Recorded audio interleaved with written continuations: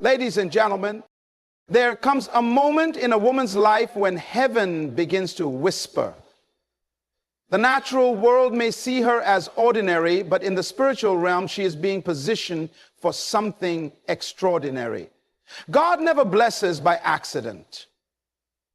When he prepares to release something significant, something that will shift the atmosphere, the woman he chooses will begin to feel the weight of divine preparation. First, she will find herself alone, not because she is unloved, but because she is being set apart. Isolation is not rejection, it is refinement. God removes the noise so that she can hear the whisper. He cuts off distractions, not to punish her, but to protect the seed of what he is about to birth in her life. This kind of separation is sacred. It is a cocoon before the emergence of purpose. Then a strange restlessness will arise in her soul. She will begin to sense that where she is no longer fits who she is becoming. What used to satisfy her now seems shallow. The job, the people, the routine, none of it feels right anymore. This is not confusion. This is transition. It is the labor pain of destiny. Something is shifting, and her spirit knows it before her mind can process it. Suddenly, doors begin to close, not because she did something wrong, but because God is redirecting her. She prays, she plans, and yet the path seems blocked. But this is divine strategy. Closed doors are often more merciful than open ones because God sees the future. When he shuts one way, it is because he is preserving her for the right one. Don't mourn the door. Thank him for the protection. In this divine disruption, something else awakens, a hunger, a deep thirst for more of God. She begins to crave his word. She seeks his presence, not out of duty, but desperation. She's not chasing platforms or applause. She's chasing alignment. The more she draws near, the more heaven opens up insight and revelation. She is no longer entertained by surface things. She is being recalibrated for kingdom things.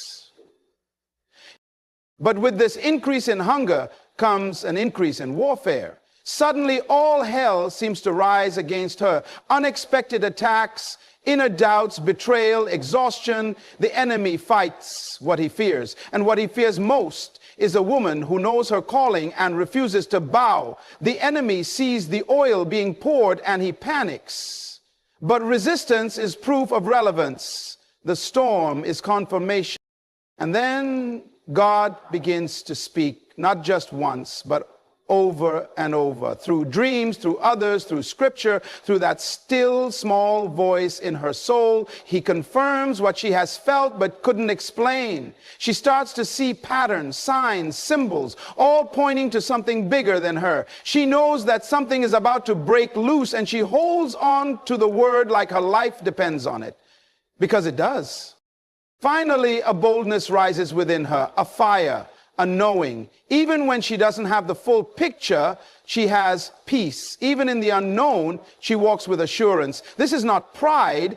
It is power under control, the kind of boldness that comes from surrender. The clarity she once begged for begins to come in waves. Her posture changes, her voice shifts.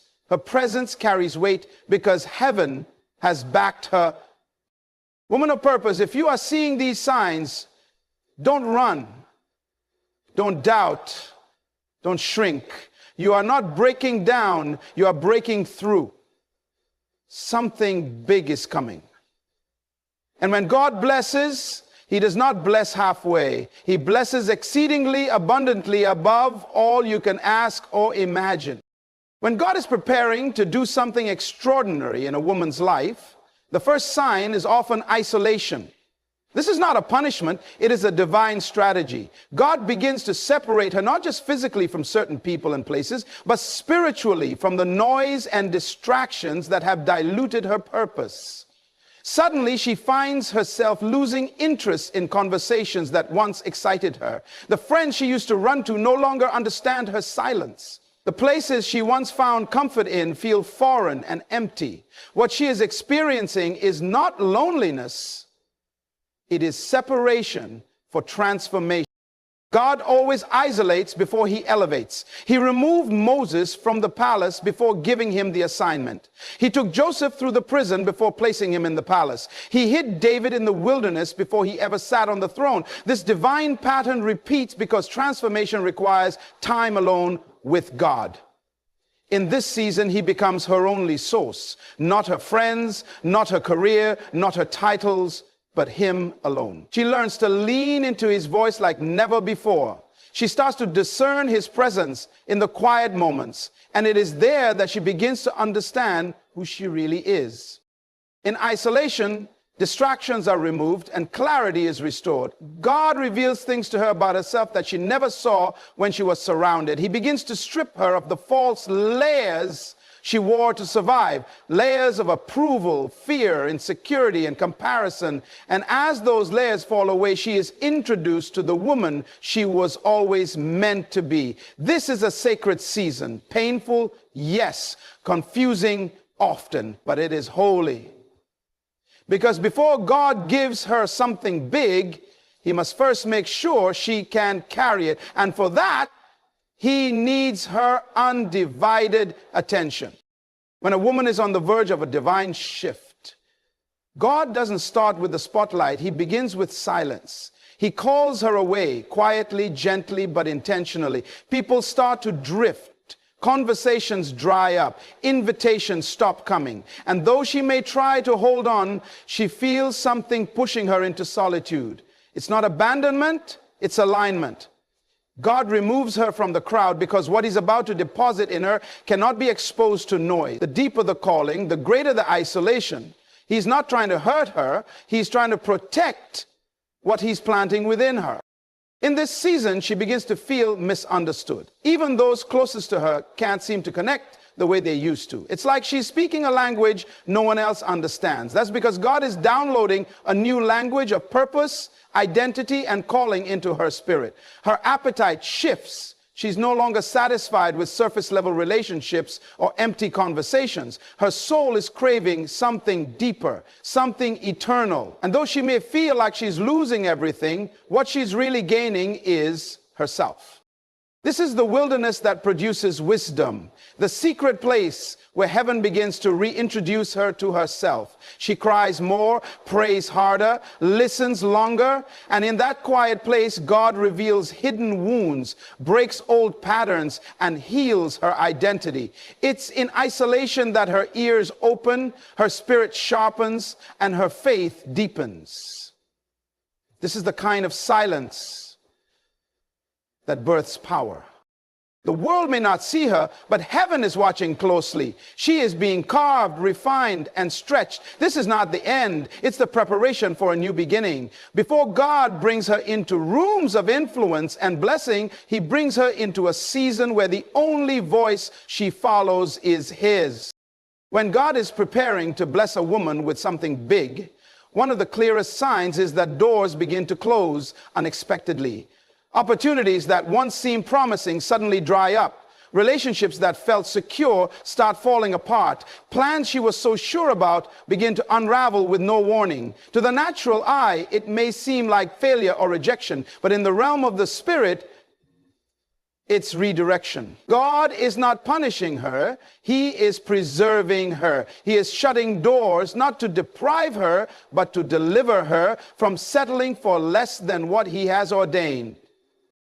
This season can be confusing because the doors that close are often the ones she prayed for. But God knows the full picture. He sees what lies behind every opportunity. And he knows when something that looks like a blessing could actually become a burden. When doors shut abruptly, it forces her to pause, to reevaluate, and to lean into God's voice more than her own desires. This is not a sign that she is off course. It's proof that God is actively guiding her steps. God never closes a door without purpose. Sometimes he shuts it to develop her character, sometimes to delay her for perfect timing, and other times to completely reroute her path. Either way, every closed door is an invitation to trust him more deeply. In this place, she learns that her destiny is not in the hands of men, but in the hands of her Creator. The job she lost, the connection that ended, the opportunity that slipped away, they were never the source. They were simply tools. And when they no longer serve his purpose, he removes them. Because when he is preparing to open a door that no one can shut, he first closes every one that could limit her vision. When God is about to release something extraordinary in a woman's life, he doesn't just shift her surroundings. He awakens something deep within her spirit. A new hunger for his presence ignites. It's not manufactured or forced. It rises up suddenly, consuming her in a way that even she cannot explain. The things that used to entertain her no longer satisfy. The conversations that once held her attention now feel empty. There's a divine pull, strong, undeniable, drawing her into the secret place. She craves stillness, longs for worship, and finds herself searching the scriptures not out of obligation, but desperation. This hunger is not ordinary. It is a divine invitation. It is the Spirit of God stirring her to come closer, to go deeper, to walk beyond the veil. And the more she responds, the more he reveals. In this season, she begins to discern the difference between religion and relationship. She no longer chases routine. She chases encounter. It is in this pursuit that she begins to hear God more clearly, sense him more intimately, and see herself more accurately. Her prayer life begins to shift. She's no longer praying just for things. She's praying for alignment, for understanding, for purity of heart. Her tears become her language. Her worship becomes her weapon. She's not looking for platforms. She's seeking presence. This kind of hunger cannot be taught. It must be birthed by God himself. And when it comes, it rearranges everything. This is how God prepares her for what's next. Before the blessing comes, he ensures she is anchored in him, not in outcomes. He deepens her roots so that when the weight of the blessing arrives, it doesn't crush her, it crowns her. Because what's coming isn't just big, it's divine. And only a heart that longs for him will be able to carry it. When a woman is on the edge of a divine breakthrough, the atmosphere around her begins to shift. And so does the resistance. Unusual opposition and spiritual warfare begin to increase, not because she is weak, but because she is becoming dangerous to the kingdom of darkness. The enemy doesn't fight what doesn't threaten him. But when a woman starts moving into alignment with heaven's agenda, when her identity begins to rise, when her hunger for God deepens and her distractions are stripped away, hell takes notice. And it responds with warfare designed to distract, discourage, and derail her. Attacks come from unexpected places. People she trusted begin to turn. Emotions become unpredictable. Thoughts she thought she had conquered resurface with intensity. Her sleep is disturbed. Her peace feels attacked. Her progress feels slowed. But none of this is random. It's strategic. It is the enemy sensing that something powerful is about to be birthed through her life. And like Pharaoh trying to destroy the deliverer before Moses was grown, the enemy launches an assault before the manifestation arrives. But here's the truth. Spiritual warfare is not a sign of defeat. It is often the greatest confirmation that she is exactly where she needs to be. The pressure is proof of purpose. The intensity is a sign of the impact she's about to make. And though the battle may rage around her, she is not fighting alone. Heaven has already gone before her. The angels have been assigned. The Spirit of God within her is greater than anything that comes against her. This warfare is not to destroy her. It is to develop her. It is strengthening her discernment, sharpening her prayer life, anchoring her faith, and preparing her for the weight of the glory she's about to carry. What the enemy meant for harm, God is using for promotion. Because a woman who overcomes the fire cannot be stopped when she steps into the promise. When God is preparing to release something significant into a woman's life, he doesn't leave her without guidance.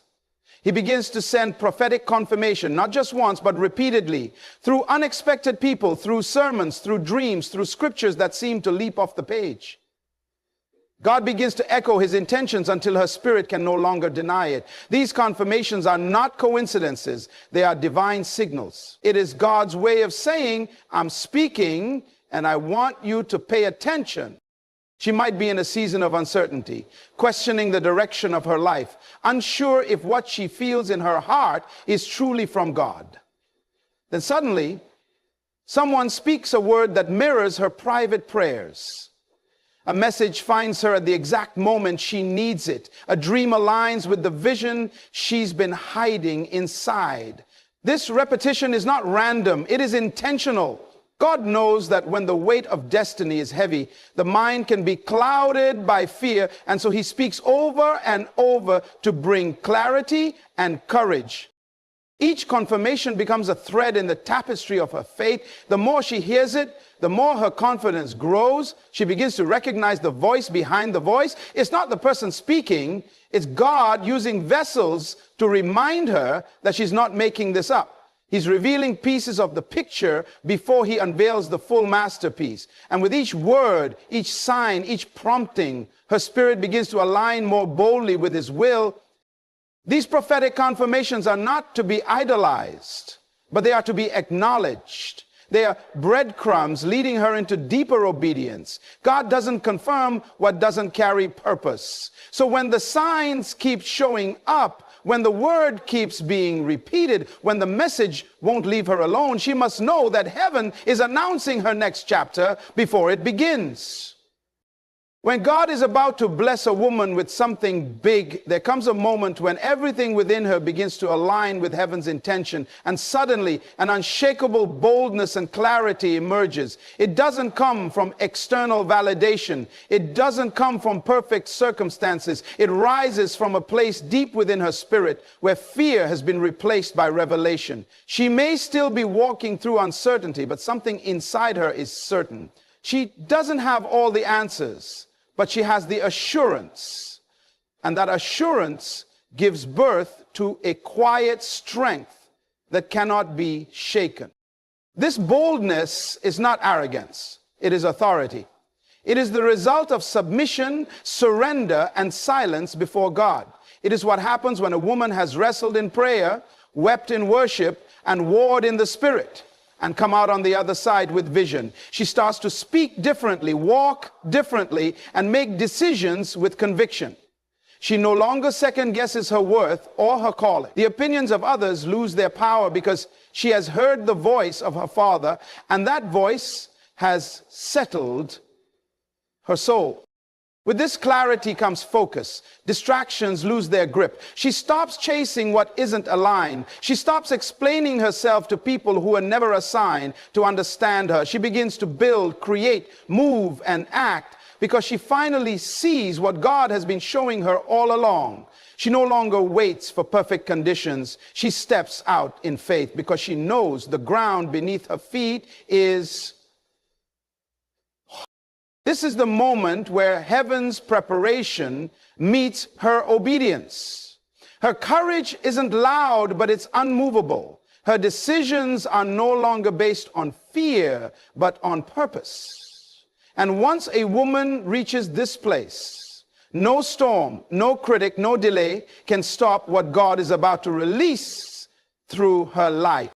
So when a woman begins to see these signs, divine isolation, closed doors, a burning hunger for God's presence, increased warfare, prophetic confirmations, unusual boldness, and unshakable clarity, she must understand heaven is announcing her next season. These are not coincidences. They are divine markers that she is being positioned for something far greater than she imagined. God is not just preparing a blessing for her, he is preparing her for the blessing. And when he blesses, he does not bless halfway. He blesses in full. Pressed down, shaken together, running over.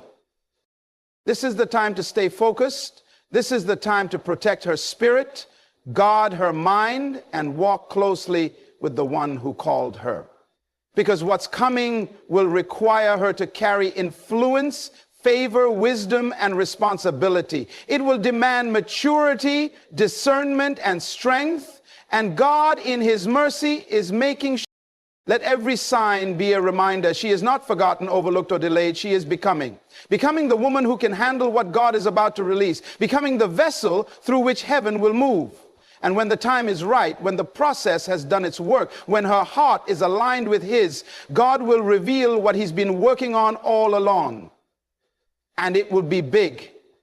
Not for her glory, but not for her comfort, but for his kingdom. Because when God blesses a woman, it's never just about her.